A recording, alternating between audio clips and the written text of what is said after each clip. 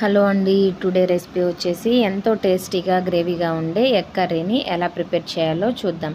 దీనికోసము first మీకు కావాల్సిన ఎగ్స్ని బాయిల్ చేసి ఇలా వీడియోలో చూస్తున్నట్లుగా కట్ చేసుకుని అన్నీ ఒక ప్లేట్లోకి తీసుకోండి.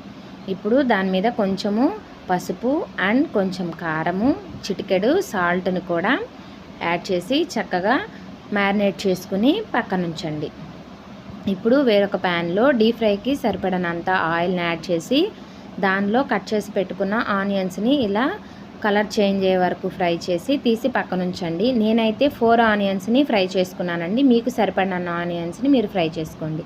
ఇప్పుడు వేరొక ప్యాన్ తీసుకుని కొంచెం ఆయిల్ వేసుకుని దానిలో ముందుగా మనము మ్యారినేట్ చేసి పెట్టిన ఎగ్స్ని కూడా వేసి చక్కగా కలర్ చేంజ్ అయ్యే వరకు ఫ్రై చేసుకోండి.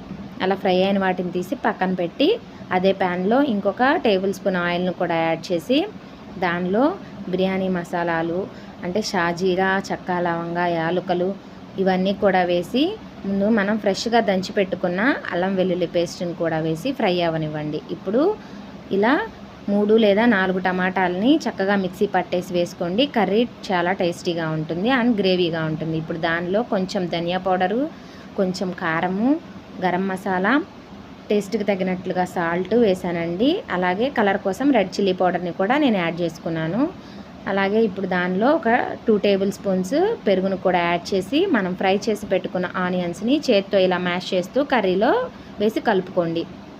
ఇప్పుడు మీకు తగినన్ని వాటర్ని కూడా యాడ్ చేసుకుని చక్కగా ముందుగా మనం కట్ చేసి పెట్టుకున్న కొత్తిమీరను కూడా యాడ్ చేయండి. ఇప్పుడు అది చక్కగా ఉడుకుతున్నప్పుడు మనం ఫ్రై చేసి పెట్టుకున్న ఎగ్స్ అన్నింటినీ కూడా దానిలో వేసి మూత పెట్టేసి ఒక 5 నుంచి 10 నిమిషాలు ఉడకనివ్వండి. ఇప్పుడు మూత తీసి కసూరి మేతి, కొంచెం ఫ్రెష్ క్రీము యాడ్ చేసుకోండి. అంతేనండి, ఎంతో టేస్టీగా ఉండే ఎగ్ గ్రేవీ కర్రీ రెడీ. నచ్చితే మీరు కూడా ట్రై చేయండి. Thank you.